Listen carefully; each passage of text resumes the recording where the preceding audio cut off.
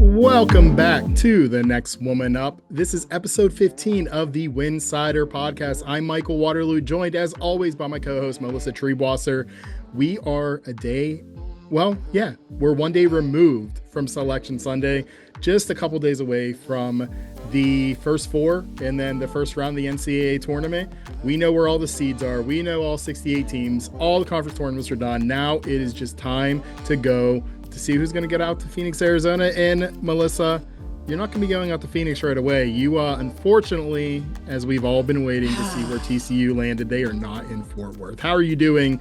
About 14 hours removed from Yeah, I was at TCU, so I had such a long day yesterday because both the men and the women made March Madness for the first time in school history, which is a crazy sentence to say.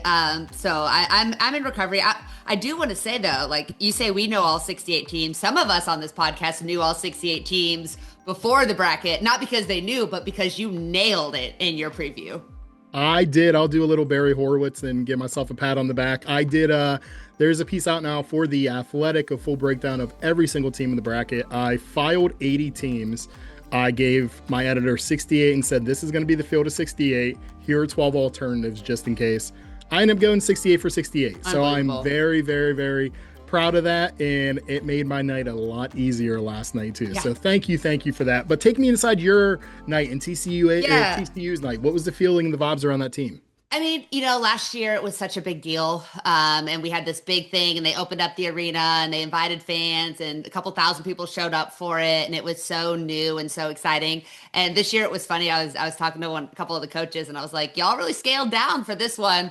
And they're like, yeah, I mean, the bar's been raised, right? Like this is the expectation now in Fort Worth. And it just kind of reflecting on the fact that in 2 years, Mark Campbell and that staff have made it so that you don't have to have a big selection party because you're going to be a host team and you're making the field. And so it's not like it's obviously still exciting to hear your name called, but it was yeah, of course we are. And it's just pretty cool to have that moment.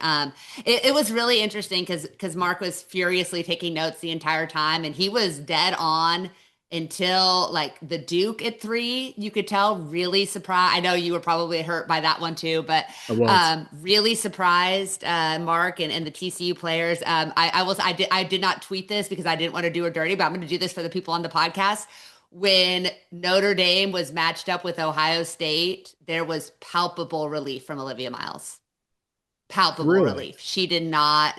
I have not asked her about this directly, but in my just like reading body language, I think she did not want that to be the storyline this March. And again, like we can read between the lines of so many things. And as much as they've tried to make it seem like a big deal, there are issues in that locker room. There were issues in that locker room. And I think Olivia Miles is very happy not to have to face Notre Dame in Fort Worth next weekend. So that was interesting. When Louisville got that second 3 seed in Fort Worth, there was kind of that moment. I made eye contact with a couple players. I like flashed them like maybe we're 2, like maybe that's the thing. But you could tell they were bummed. And Mark Campbell really openly advocated to be in the Fort Worth Regional. And I think that this, and again, I'm super biased. We'll totally admit that. But I think it once again shows the short-sightedness of the NCAA when it comes to promoting women's basketball. And really just the short-sightedness that we see across the board with the mostly men that control these things and don't, they do it for the WNBA and they do it for the NCAA. And when you have an opportunity to put the two marquee women's basketball teams in the state in Fort Worth with Texas and TCU, especially now that they're no longer conference mates, I just don't understand the logic of why you wouldn't do that. And we can talk about the S-curve, and you certainly know more about what they do when they make these, but I just don't, I understand Ohio State has TCU in a head-to-head. You cannot justify Louisville getting the bump to me over TCU when TCU is an outright regular season conference champion that played in the tournament conference championship as well. I just don't, I thought that was a little bit disrespectful, especially when you look at how many teams the Big 12 got in, how deep they ultimately decided that conference was. I think it was a mistake. It was a misstep. One of the assistant coaches did tell me, he's like, hey, Melissa, if traveling can be a blessing because it might make us more focused and having to deal with everything with everybody here in Fort Worth. So I think they'll be fine. Olivia Miles made a great quip that is now going viral because I keep tweeting weird viral things about how she just wants to play on a hardwood court and that's all she needs, which I thought was very hilarious after the LED court disaster in Kansas City. But yeah, I mean, it's a bummer because it's a pain for me and for people that have to travel, and I have to take off work at a time of the school year where that's not a good thing. But at least I get to go home and maybe show TCU around Fort Worth a little or around Sacramento a little bit too. Yeah, you get to go home, and I was surprised, like you said, with Duke at 3, LSU at 2. Duke is a better team than LSU. Yeah, Also, I was surprised with Louisville kind of getting yeah, that. To your point too, it did seem kind of very questionable because, as we know, they do not like to promote women's basketball for nope. some reason. As we see, men do better in all aspects, and men do better with women basketball too. But Melissa, we kind of talk about the selection Sunday, and this show is going to be more lax than some of our others, less structured. We're coming off this high selection Sunday. We should mention before we get too far, we do have an interview coming up with sophomore sensation, Big Ten first team all member Britt Prince from the University of Nebraska. It's funny, in the interview we were chatting with Britt last week and we said, hey, how would you feel if you guys end up facing up against Richmond in the NCAA tournament? And guess what? They are facing in They the first are. four here on Wednesday. So we're very excited to have you all listen to that interview with Britt that is going to be coming up. This is her second NCAA tournament appearance. So very excited for that. But Melissa, I want to look at the bracket as a whole. And one of my favorite things to do is always look and say, which one is the bracket of doom, the region of doom, whatever you want to say. Melissa, for you, which region for you is just kind of like, oh man, this is the toughest one that I could possibly see? I mean, I'm very, very interested in the two Sacramento regions. I think both of those, kind of the way that they shook out, are really interesting. I still think UCLA should have been the number one overall seed. I'm not deeply offended that they're not by any stretch. Same. UConn is undefeated. Okay, but I really don't have an argument there, but I think UCLA is to me is the prohibited title favorite just because they've had to do so much for so long this season to get to that point, right? And I think the Big Ten, you can make an argument the Big Ten was the best conference in women's basketball this year. I think the SEC will have something to say about that too. We'll know a little bit more here in a couple of weeks. But I don't think it's a cakewalk. That Oklahoma State team is really, really feisty. I don't think they're good enough to beat UCLA, but they're good enough to beat them up a little bit, you know? They And are. I'm not as worried about Princeton with Madison St. Rose, sitting out the tournament. That's kind of a bummer. I think that would have been a really fun matchup if she was playing, unless I've missed something and she is playing. She is going to be playing in the Okay. tournament, but she is leaving after because Okay. Ivy League schools do not allow grad students to play a grad year. So Okay. shout out to our friend at Title IX Sports who pointed that out to me and let me Okay. know. Hope Perry, thank you for that note because I missed that in very niche and interesting rules there in the Yeah. Ivy League. So shout out Yeah. for that. But Madison St. Rose will be playing in the tournament. Okay. First round draw against Oklahoma State. It is not the best draw they could possibly get. No, it should be a fun game, and I'm excited to see one of my Staley Hurd is one of my crushes this year in women's basketball. I love her game, so Staley Hurd, Madison State Rose should be really fun. But then you've got Ole Miss. It feels super slided. They are going to be playing with something to prove that's a really well coached team. Minnesota, one of the surprising teams I think of this year. They're going to Yeah. be tough. Baylor is very confused on who they are right now, but Baylor clicking on all cylinders is still a really good team. And I think Nikki Collin is as good as any coach in the country at preparing her team for these types of runs. And of course, Duke, that we've talked about, who is pissed off and has something to prove because they think they got, ripped off as a 3 seed. Texas Tech, which again, I think is a really good team. They struggled a little bit down the stretch. They're maybe not as deep as you want to be to be successful in March Madness, but they have a couple electric scorers, Suda Collins and Bailey Maupin, and then LSU, which is a mess of a team, but across the roster is talented and athletic as anybody else. So that to me is a really, really tough region. I'm glad if TCU is going to be a 3, they're not the 3 there. I just think that's going to be absolute just a rock fight to get to the Sweet 16, and then once you're there, it's going to be even more chaotic. Yeah, I think that's very fair. To me, I'm kind of looking and I see Sacramento 4 as the region of doom. And it's just once they went away from Selection Sunday and they're like, we have one more to go. And I looked, I'm like, these top four Yeah. teams are going to be South Carolina, it's going to be Oklahoma, TCU, and Iowa in some order. That sucks. Yeah. That is a very, very, very tough bracket. Not even to mention you have Clemson, USC, you have Michigan State there, you have Washington, which, spoiler, alert, we're going to be speaking to two Washington players coming up in the coming weeks in Savia Sellers and Avery Howe as well. Our first two forever here. So we're excited for that two for Tuesday. And then we also have Georgia versus the winner of Virginia and Arizona State, which we'll get into a little bit later there. But that is the region I just look at. I'm like, man, that is Yeah. insanely tough. That's one I do not want to be in. South Carolina realized very quickly it matters which one seed you are because if you look at Fort Worth 3, to me, that is the easiest bracket. Maybe Yeah. I'm just seeing something here, but UConn should really have that draw. Maybe it is all just kind of out of bias, but to me, I look at Texas's potential road there and I'm like, this doesn't look too bad. I mean, unless Oregon beats them in the second round, that could always happen. But West Virginia, we know how good they are, especially West Virginia, defensively. Kentucky in round two. I am so excited for Here that for game. it. Yeah, that's going to be a Absolutely. blast. Our friend Claire Strack against West Virginia is going to be so fun. All respect to James Madison, Miami of Yeah, Ohio. But yeah, we sure. cannot wait to watch that second round matchup. But then I look at Louisville, to your point, I don't think they're like, all due respect to Jeff Walls, the coaching, all that. They should not be in this spot. I was just No. very surprised. Yeah, that should have So, been TCU's. That should have been TCU's spot. Like again, biased, but I yep, think you agree too. I do. I Yeah, totally agree. And then TCU earned with it. with that, if everything goes as chalk, you have Michigan going there too. Yeah, So I love Michigan. I said my favorite yeah, team to watch. Two of my favorite teams to watch are Michigan and Texas. But if you're Texas, you're playing against two sophomore-led teams in Louisville yeah, and Michigan. That experience factor with Roy Harmon, with Madison Booker, with Jordan Lee, also a sophomore, is going to come into play after you saw their Final Four run last year. So to me, I just look at them like if there's a bracket I want to be in as a number one seed in a region, yeah, I keep saying bracket region, it is Fort Worth number 3. So yeah, I feel really bad for you that you have to go out to Sacramento. I feel everybody in that bracket who has to go there, but.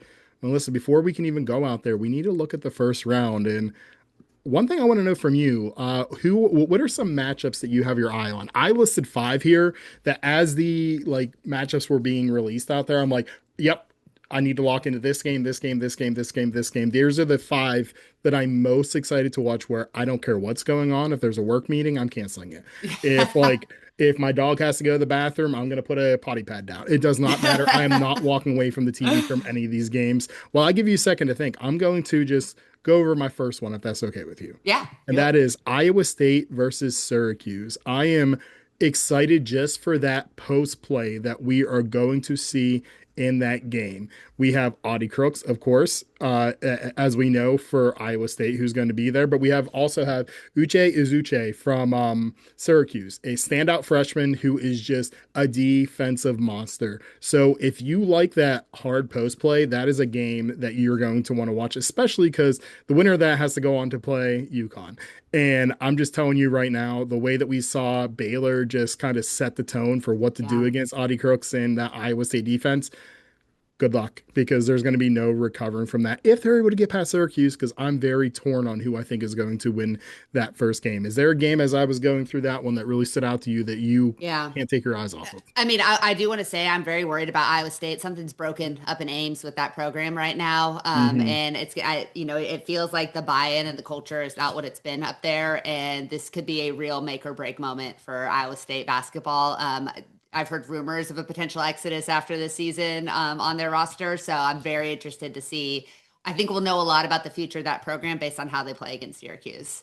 Right? Yeah, Have they and bought back in, or are they all checked out? I'm going to stick in the Big 12. I'm putting Illinois on upset alert. I think Colorado is a very underrated basketball team. Again, not the most talented, but you talk about a team that plays hard, that gets after you for a full 40 minutes, that has some elite scores, and when they're hot, they're not going to kill you from outside, but they're really good at making timely threes. And they've got great veteran-led guard play. So I think Colorado, Illinois is probably the one where to me, that won't be an upset. It's a 10-7. It's not that big of a seed drop anyways, but right. I really want to see what the Buffs can do because when they're playing well, They are very, very fun to watch. I think they get a benefit from the altitude that they won't have in Fort Worth, but I think they'll also have a pretty good fan base show up at Dickies because there are a lot of Colorado transplants in DFW too. That's a really, really good call. And we know Colorado has 3 wins against top 20 teams this year. So that's something to keep an eye on. Worry about the 3 point shooting for them, but I do think that they can get past Illinois. That's a really, really good call. And of course, the winner of that has to go on to face Vanderbilt. So good luck with that. But again, you got to win one game at a time. So Yeah. that's okay. And speaking of that, Maryland versus Murray State is the other game I want to look at Mm. because I'm in love with this Murray State team. It's a 5-12 matchup. I have Murray State beating Maryland. I am all about it. No disrespect to Maryland at all. We've seen the hot and cold stretches that they run through a little bit, and that Murray State offense can just go. It is so explosive. It is so fast paced. Would not be surprised at all if they knock off Maryland. And Melissa, I'm looking at my bracket right now. I went back and forth on Murray State and North Carolina for a while.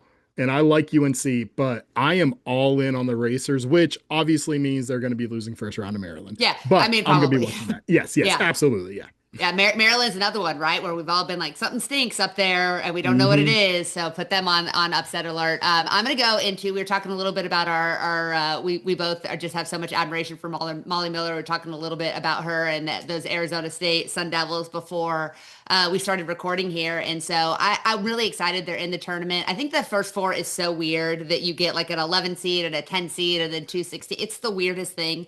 Hmm. But we've seen this so often, especially in the men's tournament, that teams that are good that win that first four game can make a run. And oftentimes, maybe not often, but have certainly been able to get to the second weekend. And so that Arizona State Virginia game is going to be fun. I think the Fighting Molly Millers are going to. Like, I have a ton of respect for the Cavs. I think this is no contest. I think Arizona State runs away with this one. And that's not the team I want to see in the first round if they win that game and they come out playing hot, which I fully expect them to do. I saw some TikToks with players that Molly Miller was doing, and that team is loose. They are vibing. They are absolutely ready for this moment, and not a program I want to see this weekend whatsoever. Yeah, me either. It's basically like if they're able to beat Virginia, then I have them beating Georgia. And Yeah.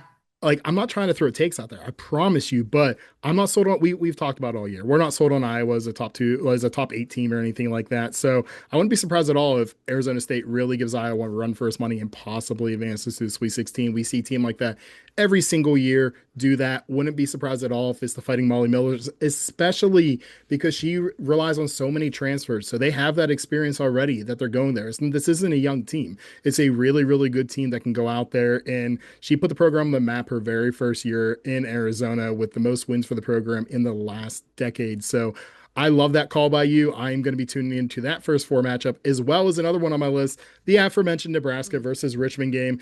And I know there are some torn feelings there because Britt Prince is a wonderful person. Maggie Great Dugan, kid. you are the Uh, leader of the fan club there, as we Make know, me the which president. yes, yes, but which we even said to Britt on our interview with her, as you'll hear in a bit. But yeah, it's going to be a game that can't wait to watch. We said a few weeks ago that if there's a team that can that mid-major who can have an upset, it's going to be a team from the A10, whether it be Richmond or Rhode Island, and then maybe Fairfield too, which I will be talking about in a second, by the way. But I cannot wait to watch that game. I do not know which way it's going to go, but I'm just absolutely locked in here for it. How are your feelings going into that game between those two big teams? I mean, I think it's going to be a great game. I think it's two kind of competing styles. But I hope, like, I love Britt Prince and I just love talking to her. And I think that Nebraska's gonna be a really good program for the next several years to come, as long as she's suited up there. I really hope Maggie Dugan gets to the big dance part of the dance, and has an opportunity to keep playing and to get some more eyeballs on her game. Especially because she's a senior, and I think having couple of big games in the tournament would do wonders for her draft stock. That's when Hmm. GMs are going to be paying attention to her the most. So I think it'll be a ton of fun. I hope that's one that I know those first four games on the women's side don't necessarily draw a lot of eyeballs, but this is a really marquee matchup between that senior that stayed in the mid majors and is going to be a WNBA player, and that Nebraska team that's kind of rebuilding and reestablishing itself as a top team in a really, really good, really deep conference. So those are the kind of games that people should be watching and should be paying attention to, and you will be entertained absolutely positively for sure. Um, I want to talk about Iowa. You kind of mentioned them again. This is not, I am not an Iowa hater. I think that this Iowa team is overrated for what they've done.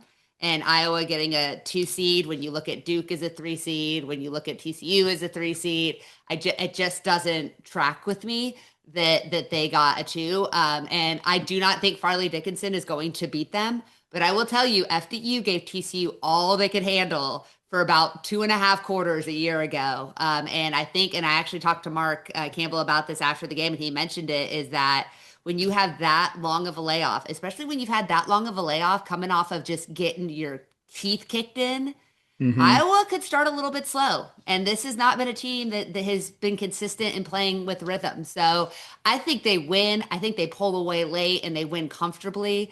But don't be surprised if the first half of that game is a little bit sloppy. It gives folks some film on Iowa that gives them a pretty good game plan for attacking them. So again, I don't think they're going to beat them. I don't even think the final score is going to be close, but I think Farley Dickinson is going to give the Hawkeyes all they can handle early, and it's going to have people a little bit nervous of what kind of run Iowa can make.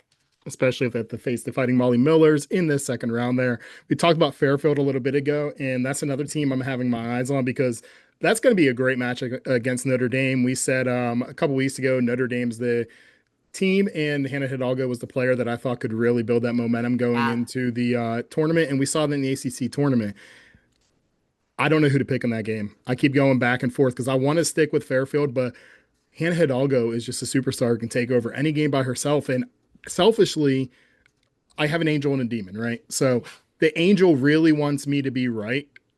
No, the angel really wants to see Notre Dame win so we can see Jelani Cambridge and Hannah Hidalgo because that's going to be a great matchup for women's Yeah. basketball fans. The demon wants the chaos and seeing Fairfield knock off Notre Dame. So I don't know which one's going to come out on top, but either way, I'm here for it and I'm excited.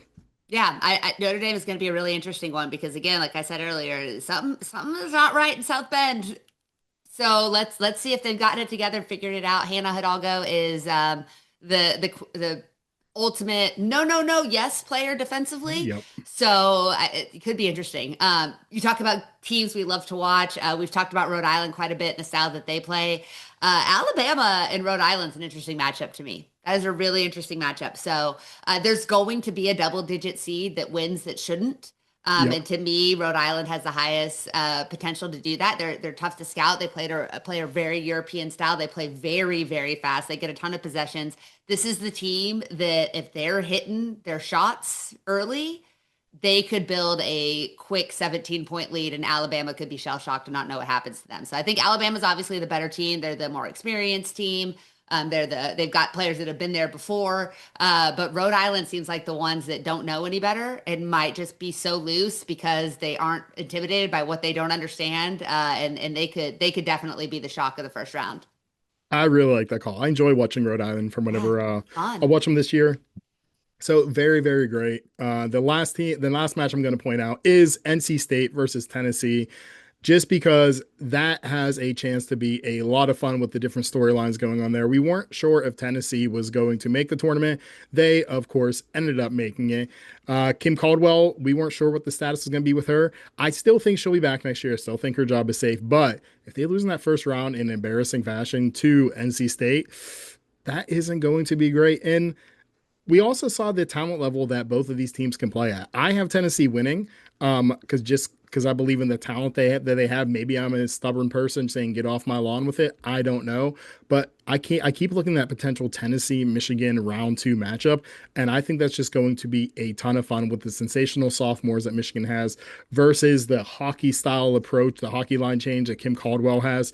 It just has the makings to be kind of a must watch game. So those are the 5 that stand out for me. Melissa, was another one that caught your eye? I mean, I just want to say there was a noticeable reaction when Tennessee's name was called in Yeah. Fort Worth. I Oh, in think Fort Worth. I think there were a lot of people that I mean, what do they say? Like 7 straight losses or something. I mean, like uh, Tennessee got in because they're Tennessee, not Yes. because they deserve. And again, like okay, like it's women's basketball. This is still something that we have. So, I said I'm not surprised, not disappointed, but I do. It was kind of like oh, really? So yeah, I They think got that in was because fascinating. they got in because they're Tennessee, and because of that, that costs a team like BYU, and that costs a team Yeah. like Utah and Lonnie White, like we talked about. Yeah. That really cost North Dakota State to me, who I think should have been in there instead of Tennessee. But because they are Tennessee and because they have that, they're able to get in there. It just really sucks for those teams who went to the WBIT instead that they can't be in the NCAA tournament just because of the name of the school. So Yeah. sorry, little soapbox there. We can go on to the next team that you have, the next matchup. Yeah. I'm like trying to pull this up here and I've completely lost it. Baylor is going to, if they are going to face Region 2 in Sacramento, and that is Nebraska Richmond, correct? Yes. Yes, and that is a game I'm going to be very fascinated to watch. It'll be Baylor Richmond if they're able to knock off Nebraska. But yeah, it'll be the winner of Yes, Richmond. yes. It'll be the winner of Richmond and Nebraska. I think either of those matchups could be really difficult for the Bears. Like I said, Same. I'm a big believer in Nikki Collin. I do think she's as well prepared a coach as we've seen. I think Talia Scott is obviously one of the most dynamic scorers and just hits hard shot after hard shot after hard shot when her team needs her the most, and she can put a team on her back. But the problem is Talia has had to put the team on her back a lot this year. And defensively, I don't know that either of those teams can slow her down, but this could be one of those games where she pops for 38 and Baylor loses by 7. Yep. And I think that them getting that play-in game was probably the worst case scenario for Baylor. I think they would have much rather had a non-play-in opponent because that's going to be one of those team got hot. Baylor did not have a good showing in the Big 12 tournament for what their expectations were and didn't really play super well down the stretch. So this is a team that's been sitting around thinking about it for almost 2 full weeks, and they're going to have a team that's gotten a game under their belt. I would not be surprised at all if Baylor gets knocked off in the opening round. Yeah, you think Baylor wouldn't rather switch places with Washington right now and get Yeah. the South Dakota State instead of having to get in the winner of the Nebraska and Richmond? They absolutely would. All love to South Dakota State. Really enjoy watching them too. So those are the games that we are keeping our eyes on and really can't keep our eyes off of in the very first round. And we already went through a lot of different upsets that we had, but I'm going to highlight just a couple again that I want to point out before we get to our next segment. And for me, I have Murray State over Maryland. I'm going Fairfield over Notre Dame. I feel chaotic there. We're going to do it. Melissa, you had Colorado over Illinois, as well as another one that I have here. I have Arizona State hoping that they beat Virginia Yep. over Georgia. And then the last one that I have that really, really stands out as I scroll through my bracket right now, I'm going to go Tennessee over NC State at 10 over a 7. Okay. So, Melissa, any other upsets that you can kind of see of people who should be on alert in the very first round? I mean, I think USC is going to beat Clemson. That's a 9-8. I also think Yeah. Syracuse is going to beat Iowa State. That's a 9-8. So those aren't really necessarily upsets. I just think those will be game. I don't think anyone would be surprised if you don't follow the game closely to see USC win, right? Like Yeah. over Clemson. But I think it'd be a little bit surprising just if you are paying attention. I think a lot of people would be surprised to see Syracuse beat Iowa State. I think Syracuse is playing better basketball than Iowa State right now. And I think that people have really figured out, like we talked about, how to exploit Audie Crooks on defense, and I think Syracuse has the players to be able to do that. So those are the biggest ones. I could see Colorado State surprising some people and beating Michigan State. I think Michigan State's better, a more well-rounded, but Colorado State to me is one of those teams that mid-majors that nobody really talks about. That's actually a pretty dang good team and really, really well coached. So there's always a 12-5, right? There's always a There is. 12-5. And if I look at all of the 12-5s in this bracket, you've got Murray State over Maryland. I think that's a great call as well. I don't think Gonzaga is going to beat Ole Miss, a motivated Ole Miss. And I don't think James Madison is going to beat Kentucky, but I bet one of the two of us are right on that. I do too. And I can't wait to see that. And I can't wait for you all to listen to our interview with Britt Prince from the University of Nebraska. Britt talks about her historic high school career, which it is just amazing as Melissa kind of gets into playing for Nebraska, her home state school, her signature look with the headband and the hair down, as well as a player who could shatter the Aoka Lee 61-point record in NCAA tournament or NCAA regular season single game history. I'm tired. I'm having coffee. But so for now, I'm going to refuel as we pass it over to Britt for this interview. We'll catch you on the other side. And joining the program now is the sophomore sensation, a first time. Let me start over. And joining the program now is a sophomore sensation, a first team all Big Ten player whose passing, defense, and court vision are just as dangerous as her shooting. Britt Prince. Britt, thanks so much for joining the Next Woman Up. How are you? I'm good. Thank you for having me. Yeah, absolutely. We've really enjoyed watching you. So we're very stoked to be chatting with you here on March 11th. We are a week out from March Madness, a very, very big time. We fully expect to see you all there in Nebraska. But I got to ask first, this kind of became your team this year after Alexis graduated last year. What was the biggest shift that you took mentally from your first year to your second year to take on that bigger role on the court? Yeah, I think just being more aggressive, being more confident. I think last year we leaned a lot on Lex for her scoring and that kind of stuff. And this year I've kind of been that player for my team, the ones they look for to score it and dish it and make plays and stuff like that. So it's been a fun shift. It's been a lot of learning too and stuff like that. But yeah, it's been a lot of fun.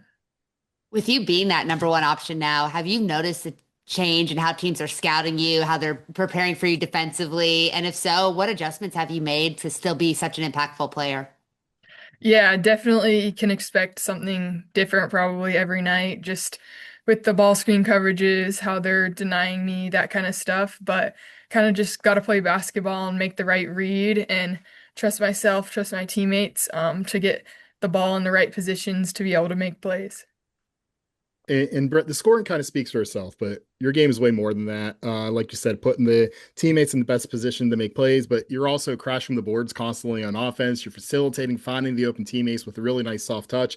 You're disruptive in passing lanes too, which anybody listening to this podcast know how much I love defense. So, do you think these other elements of your game kind of get overshadowed by your scoring sometimes? Um, Maybe a little bit. I mean, I try and be as much of an all-around player as I can be, and yeah, maybe they get looked over a little bit, but I think yeah, it's just focusing on what I control. Whether if like my shooting's not going well one game, like I know I can still lean on like trying to get some steals and stuff like that to like spark my team. One of my favorite things about doing this podcast is we all become fans of different players as we watch them in college. But when we get a chance to interview you guys, we go back and look at high school. And your high school career is one of the most decorated that I have seen. And that's saying something with the amount of players that we talk to. But two-time Nebraska High School Player of the Year from both Gatorade and Max Preps, among many other All-American and Player of the Year honors. Four-time state champion as well, right? And I think Yeah. playing for your mother as a coach and winning state championships, that's we'll get more into that, I think, a little bit later. But do you remember when you first started getting recognition from D1 programs and thinking, oh, like I am good enough to play at that next level and I have a lot of programs calling my name? Yeah, it was kind of crazy. I mean, it's like it's an honor and it's a dream come true. Like that's something I've dreamed of since I was a kid, and it's just super cool to be able to experience that and go through the recruiting process and get to know so many like awesome coaches. But yeah, it's truly an honor, and yeah, when that time started happening, it was really crazy. But like yeah, my mom being my coach, like just organized everything for me and kept my focus right and that kind of stuff. So yeah, it was really fun. How old were you when you got that first Division I offer letter? I think I was in eighth grade. Eighth grade. Do you remember who it was from? Yeah, Creighton was my first offer. That makes a lot of sense, right? Yeah, yeah, A good book ending here of the hometown teams. So then eighth grade getting a Division I author. I'm a high school teacher, so I'm just trying to think of like a 13, 14-year-old yeah. getting recruited. I'm sure that was it was probably really nice to have your mom be so closely tied to your basketball career too. Yes, definitely. And she played at a small college too, in college. So that helped too. She knows a lot about the game. She was able to talk to the coaches too and that kind of stuff and get a feel for them. So I kind of had some help like with all my decision making processes. And we're going to get back to high school in a second. I'm going to let Melissa handle that, but I have to ask something too, Britt, here. You end up staying in Nebraska, choosing the Huskers over teams such as my wonderful, lovely favorite team, my Oregon Ducks, as well as Iowa, Michigan, UCLA, UNC, Oklahoma, and many, many others. Just speaks to just the amount of offers and attention that you're getting from your standout career. I obviously kid about Oregon, but there's a different pressure with that comes with being the hometown hero. So what was it about Coach Williams' program that sold you on it, or was it a lot about being being there in close proximity to your family where you grew up as well? Yeah, I mean, a little bit of everything. I think if you get that opportunity to be able to represent your home state, it's like a really special thing. And I think I want to be able to elevate this program and take them to places that haven't been before. And I think it's a great group of girls here that has the same goals and drive and that kind of thing. So it just felt right for me when I was making my decision. And just to follow up with that, like you talked about taking the program to places it hasn't been before. What's that like playing with kind of like the quote unquote weight of the state on your jersey? Yeah, I mean, it's tough at times. There's definitely a lot of pressure, but I think our team is at our best when we're just playing free, playing with nothing to lose, and that kind of thing, and just not thinking about stuff that we can't control. So, yeah, I mean, I think it's important to just go out there and have fun. You talk about being able to play with pressure. It's obvious that you've been good at handling pressure pretty much your entire athletic career. Not only a four-time state champion in basketball, but a championship level runner as well. And the relay team, I think, won a couple of gold medals, and you have a couple of Yeah. state titles in that. How does that kind of, oh, and on top of that, also a straight A student all through school too, right? So how has that kind of interdisciplinary experience help you as you compete in big time college athletics and play in a conference that this year has arguably been the deepest in women's basketball? Yeah, I mean, I always loved doing a lot of different things growing up. I was always in a lot of different sports and that kind of thing. And I think that just keeps you more fresh for when the season comes around and just getting to work on different teams helps with your teamwork and communication and that kind of thing. But yeah, I mean, I just loved being involved in like a lot of different sports and stuff like that. I think it helped each sport. Perfect. And like I said at the beginning, we are recording this on Wednesday, March 11th, but we're all expecting and hoping that Nebraska is going to be an NCAA tournament. Personally, as a fan, I know you guys keep this out, so I'm sorry to bring it up. I saw like Nebraska versus Richmond, and if you listen to our pod, you know that is a matchup that we want to see. We love the Richmond Spiders. We love Nebraska as well. But I have to ask you, Britt, what did you learn in the tournament experience last year in that game against Louisville that can kind of help you all this year as you kind of look to make your March Madness journey? Yeah, I mean, that was a super fun experience. Yeah, something I've always dreamed of doing. Like I grew up watching all the games on a ton of different screens, like NCAA tournament games and that kind of thing. So just like being in it, was super cool. And I think like for us last year, it was a pretty physical game and that kind of stuff. And I think we definitely had too many turnovers, more than we would like. So, I think we've been practicing a lot of different things during practice this week just because you don't know what to expect because you don't know who you're going to be playing. So I think that'll be really helpful for us just working on if people are pressing, zone, man, that kind of thing, but just kind of being prepared for everything.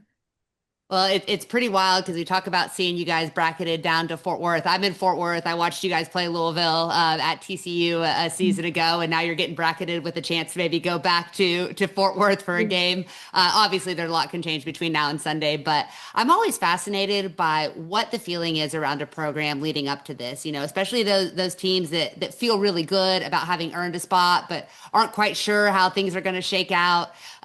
You've just played a really physical, really difficult conference tournament, and now you're kind of awaiting your fate for the NCAA. What does the prep look like? What's the mindset for you guys? Is you're obviously just trying to go about your business, but just kind of waiting on things you can't control?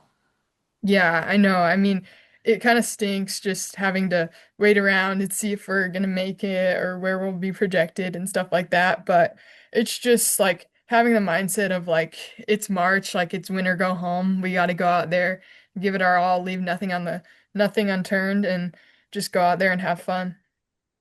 You're going to be giving it your all for Nebraska, not only this year, but the next 2 years that you have as well for collegiate eligibility. But I have to know when that time to leave does come, is the WNBA the goal for you? This is, after all, the next woman up. Yeah, I mean that's my dream and that's my goal. I hope to be able to play basketball after college. It's what I'm passionate about. It's what I love to do. So yeah, that would be amazing. And you've obviously kind of burst onto the scene, and as a freshman, we're an impactful player this year, have become a true star. But what are some of the things that you're really working to develop in your game over, the next 2+ seasons as you think about making it to the WNBA and being an impactful player at the next level too?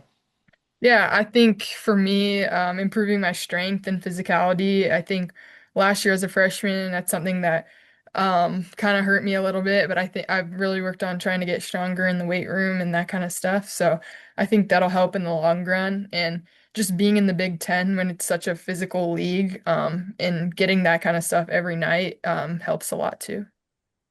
I have to know, Britt, is there a player that you model your game after? Um, Not really. I mean, there's some players that I like to watch a lot, but I mean, I like to watch Kevin Durant and Devin Booker a lot, but Love that. yeah. You're on pace to be one of the all-time greats in Nebraska basketball. I can't talk today. I apologize. Nebraska basketball history. Finishing in the top 10 all-time scoring is certainly not out of the realm of possibility, and you're on pace to do so. When you think back on what your career might be like when it's over, what do you want your ultimate legacy to be at Nebraska as both a player and a person?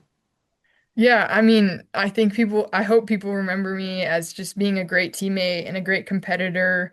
Hopefully I'm able to help take this program to new heights, get us to the Sweet 16, something like that. But yeah, I mean, I just hope they remember me as a great competitor, someone who is always working hard and cheering on their teammates too. I think whoever listens to this interview is going to have that takeaway. We're here with Britt Prince from the University of Nebraska. And Britt, it's time to wrap it up with the rapid fire, put you on the hot seat. How does that sound? That's fine. All right. So I like to ask this question a lot because I like to see if we're being original for recycling questions. But what question are you asked the most by the media? Oh, that's a good question. Um, Probably like if it was a good game, like what was working well for you out there? That's The tried and every Pretty true. media common. room, every Yep. Yeah. media room ever. What was working well out there for you tonight? Yeah. Uh, I'll tell you what has been working well for you, and that is your ability to absolutely crush it in the NIL game. And obviously, being the hometown hero and being such a big name in the state, you've been able to secure some great deals. She Sports runs a Midwest Bank. But what we want to know today is how can we help you get that dream collaboration? Who are you dying to partner with? Oh, that's a great question. Um, I would really love to collab with Lego. I love building Legos, and I mean, I already have a big collection, but that would be cool if I Okay. got like some sort of deal. That would be Okay, I pretty gotta cool. know now what's the Lego project you're working on right now, and what's like your favorite piece that you have? I just finished working on like a the new Jeep Wrangler that they're Okay. coming out with, but I think my favorite set is the either the Home Alone set or the Pac-Man set. Okay. So, Well, those things are expensive, so we got to get you that collab. We got to get you the yeah, hookup there. We'll work for on that for real. you. We've Thanks. had a few players now. I think Nyla Harris, maybe Talia Scott are also really big into Legos as well. So it looked like Yeah, that's Lego, cool. you are missing out on an opportunity here. Hit these players up. But one thing I want to ask about here, and I thought this might be the question you get asked the most, so I'm so happy it isn't. Have to ask about the signature headband hair look. When did that Oh kind yeah. of start? I mean, it's kind of been a thing for like my whole life when I was younger, and playing basketball or whatever. Like my hair was really thin and kind of short, and my mom tried putting it in like a ponytail or whatever, and it just like wouldn't stay, I guess, or whatever. So she just put a headband on me and kind of been doing that ever since. I don't know, it's kind of just like my look now. I told you earlier, I'm a high school teacher. We definitely care about academics here on the Next Woman Up podcast. We talk about what a great student that you are and have been. You're studying business administration. And so I'm curious, whenever the basketball career ends, hopefully many, many years from now, is there a career that you want to go into or way you want to use that major? I'm not 100% sure what I want to do yet. I know I want to like stay around sports somehow, but I'm not sure yet. I don't know about like coaching or announcing or something like that. I don't know. We'll see. Awesome. Yeah, lots of options. Keep them open. That's good. Yeah. We mentioned earlier you're a standout track and distance runner in high school. So here's my question for you, Britt. You ran a 400 time of 56.55 in 2024. If you were to go out there tomorrow with the only warm up being stretching, what do you think your time would be? Ooh, not that, but um, I don't know. Hopefully I could get around 60. Well, I don't know though. That I was really training really hard for that time, and track really does take a lot of training and good coaching. So, yeah, I don't know. Curious if the same rules applied. Is there anybody on your team right now that could beat you, or are you still taking first? I don't know. That we would have to see. We'd have to have a race. We've got, I guess that's an off-season activity. Maybe that could be Yeah. the summer training. Yeah. Speaking of off-season, or really just even after games, what's the spot to be at post-game in Lincoln? Ooh, there's a lot of good places. My family and I usually go to like Brewski's, Lead Belly, something like that. Just I like a good burger after a game. Yeah, I don't play. I just was talking about that today. One of my students asked me what my favorite meal was. I was like, there's nothing beats a good hamburger, especially after you've just Yeah. like worked out or expended a lot of energy or just watching TV or anything else too. Yeah. Okay, we have just a few more here for you, and I promise this is the last long, confusing one because it is who I am and I cannot help it. But we are recording this the day after Bam Adebayo scored 83 points for the Miami Heat. It's the second most of all time. So my question for you, Britt, is out of all the players that you've played against in high school or in college, not to put you on the spot, which player would be most likely to come the closest to breaking Ayoka Lee's record of 61 points in a game? Um, that I've played probably Juju Watkins.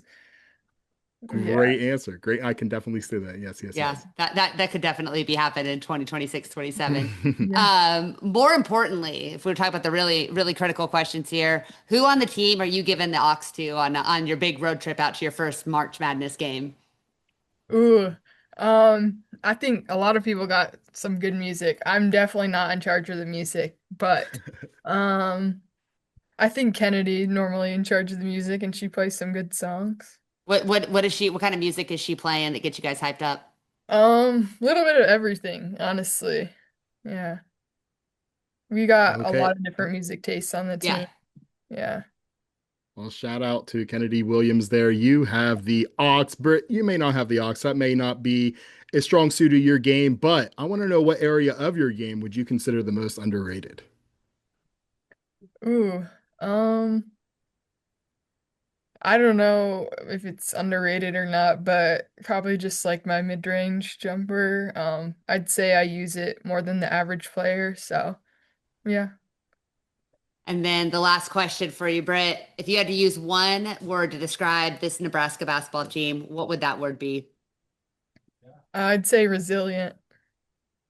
It's a good one. Love that word, and we love this interview, and we cannot wait to watch the Nebraska Cornhuskers play in the NCAA tournament. Britt Prince, thank you so much for joining the program. You are the next woman up. We really appreciate you joining us. Thank you for having me. Thank you so much to Britt, and good luck to Nebraska. Again, either Nebraska or Richmond, we're looking forward to seeing them both play. I'm kind of team Richmond too because Maggie's kind of senior season, last chance. Britt has two more goes at it, but the future's very bright. She is just a fantastic player, a fantastic person, and I'm glad she was able to join us to chat with her on this week's episode. Yeah, she was great. It's just so fun to talk to these. I mean, they're kids, right? They're like 19, Yeah. 20 years old. Talk to these kids when they're really just at the start of like their star really taking off. She's gonna be one of those players we look back in 2 years, be like, oh my God, I can't believe we got to talk to her when she was just getting started in her career. She's awesome, just a great kid. And again, wish her all the luck. We'll not be hoping for Maggie to get that run, but I think if Britt Prince gets a shot to make it into the second round, maybe pull an upset along the way, a lot of people are going to be talking about her this March for sure. 100%. And Melissa, I added something to our rundown sheet that, I you saw it. I know, love it. I kind of put on there, and I figure this would be very close to your heart. Since I did spring it on you, I can either give you names or we can each suggest a couple here because it is out of the blue. So I can give you a few names. Say, who do you think is going to be this year's Haley Van Lith, whose draft stock is going to go up because of the tournament? Because if you remember last year, conversation going to the NCAA tournament is Haley's probably going to be a third round pick. She might be a Yeah. late second round pick. But then we saw her just go off doing what Miss Elite Eight does and just really rise her draft stock to be a first round pick for the Chicago Sky. So Melissa, I need to know who this year's Haley Van Lith is. You Yeah. want me to give you some names or? No, so I saw this on the run sheet and I went ahead, I was like, you know what? I'm just gonna pull up a couple of draft boards because I wanted to get a feel for where some of these players are.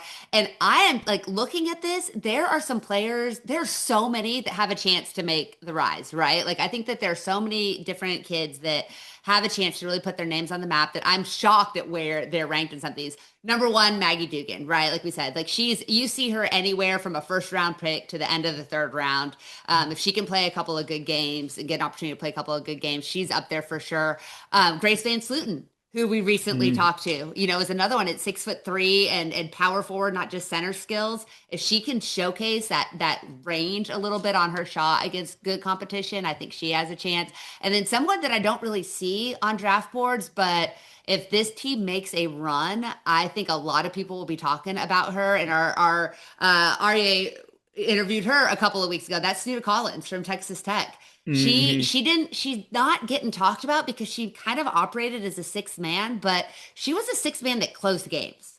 I mean, that is one of their most important players. And I think she reminds me a little bit of a bigger Isaiah James, who was at NC State and plays for the Wings now and really broke out at Unrivaled. She just has the ability to create her own shot, to get to the rim. She's big. I mean, she's 6'1". She's not a small player. So she's another one. Like, she's not really a point guard and she's not really like a high level 3-point shooter. And so I don't know where she fits. I just know that she gets buckets. She just gets buckets. And I think that she's somebody that if Tech can win a couple of games and maybe make a run to the Sweet 16, she's going to be the reason they do it. And that's going to have GMs going, oh, we need to know more about this player from Texas Tech. Yeah, those are all fantastic calls, and we have different players listed too, which is very, very cool I to could see. go like 7 more too. Oh There's yeah, so many. Yeah. absolutely. I mean, I love that call for Collins, especially, she was with Coach Yo at Ole Miss, and I'm a big Coach Yo fan. So being Yeah. able to see that development and leave and kind of take Texas Tech under her wing is just fantastic. So really, really, really like those calls from you.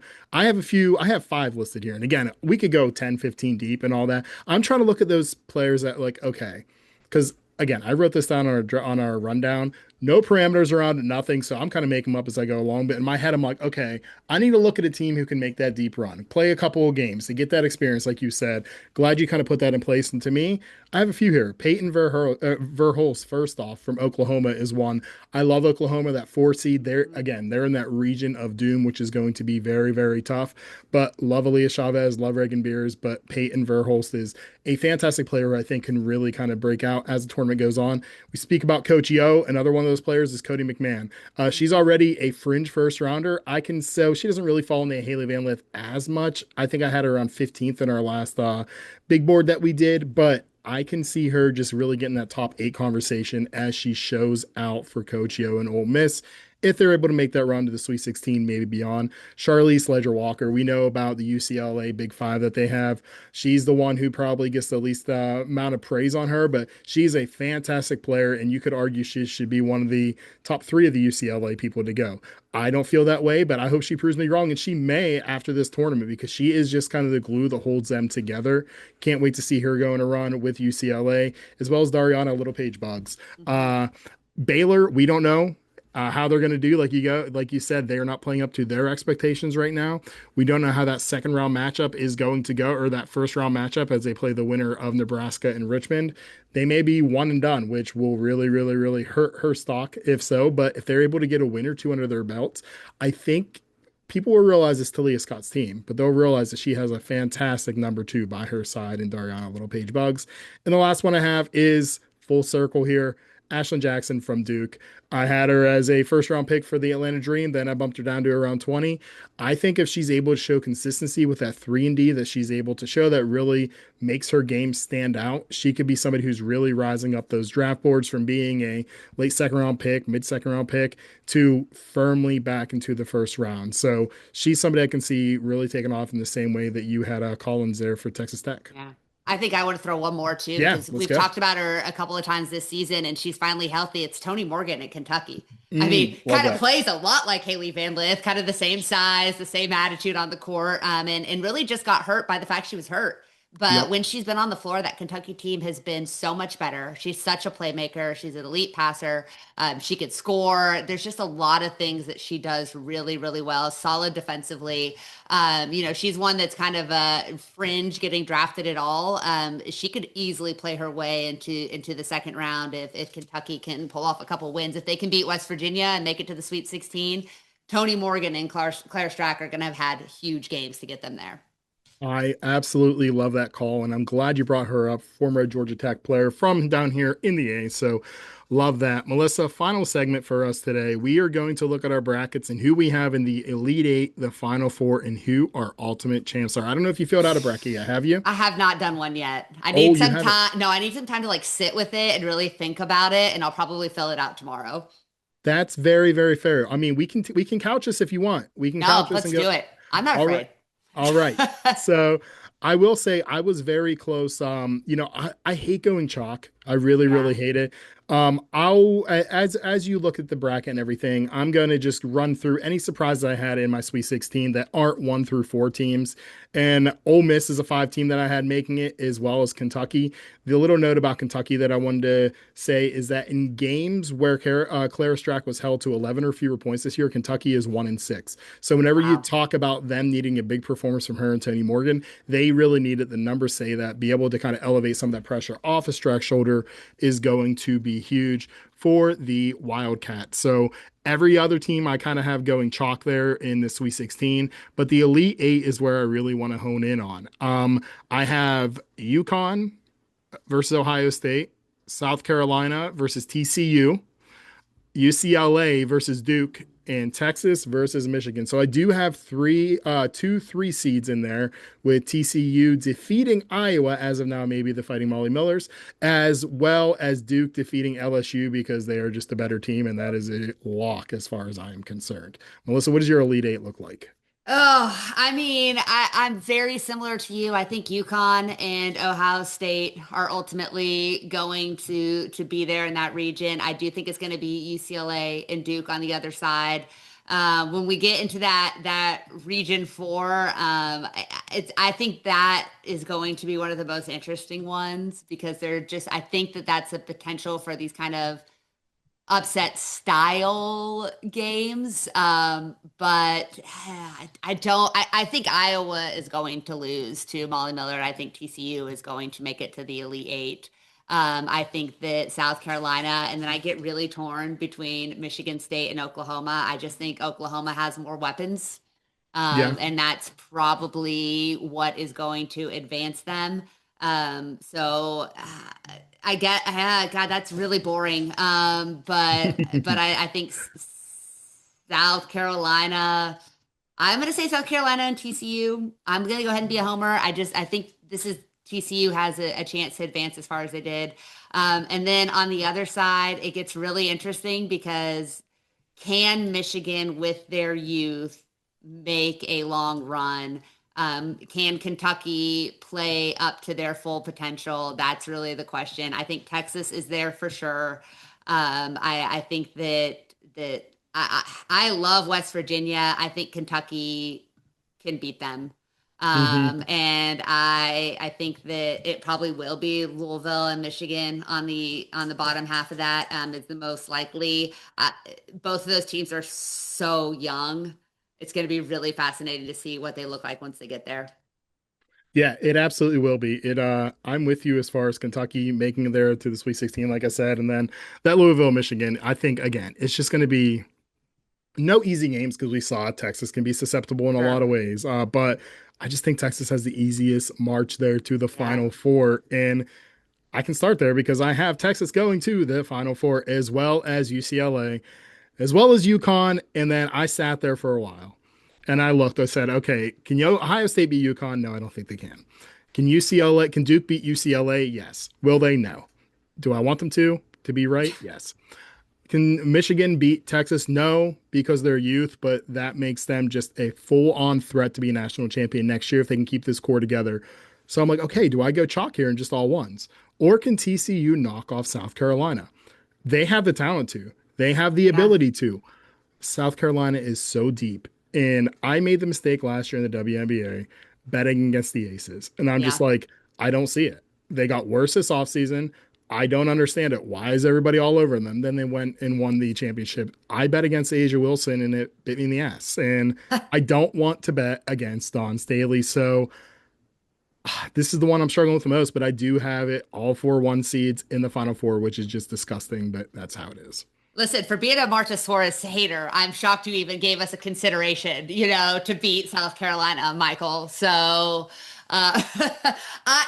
Oh look, man. the Homer in me 100% wants to pick TCU to upset South Carolina. Like I said, I think if there is any one seed that can be upset, that is the game where it could happen just because TCU is so damn old. Like South Carolina is so deep and so experienced, but TCU's roster age is so old. I Hmm. think without a healthy Maddie Shear, you're relying a lot on Clara Bielfeld and Talia Parker, both of whom I think are going to be really, really good players, but I think aren't ready to play at the level you have to play in order to beat a South Carolina.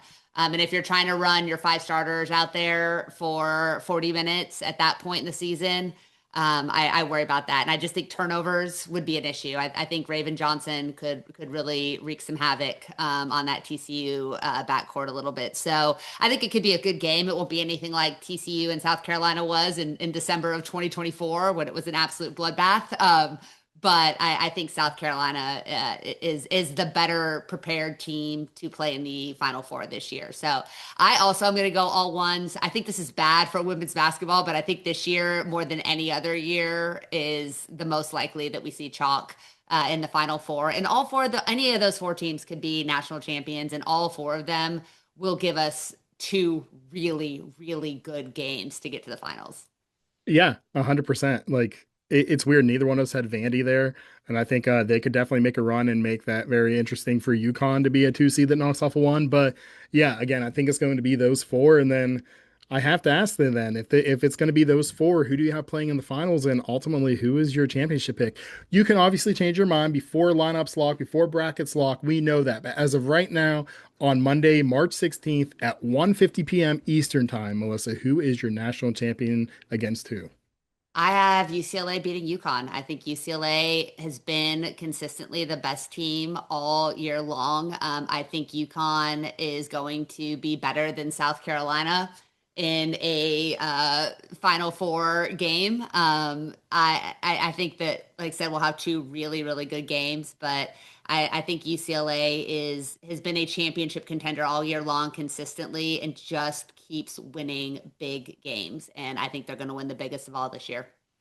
Well, that's upsetting because I have UCLA defeating UConn as well. Oh God. I I mean, know. you're 68 for 68. If I'm on the same page as you, I feel really good about my guesses. Well, I wanted to go like Texas because all season I was like Texas is going to win the title. Texas is going to win the title, and then it got to the time I was like, I can't pick against UCLA here, and it's so hard because I do think them and UConn are the two best teams that just have no weaknesses, no holes on their roster at all, and it could make a fascinating matchup. So, Melissa, whenever you fill out your brackets, you have to put a tiebreaker there. And it's usually how many total points we scored in the championship game. Let's see how in lock we are. How many points combined will be scored in that UCLA UConn game? So this is where I'm a high school teacher, and so I'm going to be a little bit of an idiot and say 167. Wow, 167. I have 170. So we are still very, very close there in lockstep. But you heard it here. As of right now, we both have UCLA taking down UConn. I don't care if the finals, I don't know if they're in the same side of the bracket because I can't scroll over that far fast enough. I do not care if it's Farley Dickinson against Rhode Island. I do not care if it is the Roadrunners versus the Purple Aces. It does not matter to me. I am just happy that March is here. March Madness is here. We can sit back. We can pretend to do work at our regular jobs and just sit back and watch basketball nonstop. It is the best time of the year, and we are happy that you're joining us here to chat about it. Melissa, I'm excited about some guests we have coming up. We talked about uh Shavia Sellers. Oh my God. Savia Sellers. I must mess that up. Oh my God. And Avery Howe coming from Washington in a couple weeks, as well as Mia Nicastro from Western Illinois, who is just one of the biggest hoopers, and not big in a bad way, like as far as just outstanding hoopers in the entire country that I've been put onto, and I cannot get enough of her film. Excited to have her join us, and can't wait for the Marta Suarez comment as the number one hater on the bandwagon that I have to chat with her. And I'm looking forward to paying you back as we get chit chat right from Iowa this off season coming to join us, and you can tell her why Iowa is just an overrated program. So it's gonna be funny. Not. It's gonna be fun to put each other in these hot spots. Yeah, these hot seats. But no, we have a lot of good content continuing throughout the tournament. We have a few analysts scheduled to come on as well. But for now, we're just gonna sit back, fill out our tournaments, and fill out our brackets, and look forward to the basketball of March. So thank you. Oh, go ahead. I was gonna say one other thing that I can't wait to do. We're gonna be able to do our first actual mock draft, because we're gonna have a CBA by the next time we talk. I believe in it. I am manifesting it. We're gonna have a WNBA CBA. We're gonna really get to dive into the mock drafts after we get through March Madness, because free agency is gonna be a rocket ship when this thing finally gets signed. That's another reason I'm so glad it's here, because I can just stop with the prep now, sit back and enjoy, and now it's kind of shift my attention over to, okay, who are these graduating players? Who is the mock draft? How do we want to kind of arrange these players to be ready for the WNBA draft? Melissa, I'd love, and I'm putting you on the spot here because we have not spoken about this at all. I'd love when the WNBA draft actually happens, just to be able to live stream the whole thing and just chat about it as it goes on. We'll have interviews with a lot of the players that we can put out there for it. So yeah, we'll talk about it a little bit more, and we'll kind of, we'll chat about how it is, but I love that you spoke that into existence. We're going to have a CBA agreed to, and we are going to be back here next week on The Next Woman Up. Enjoy the first 2 rounds of the tournament all.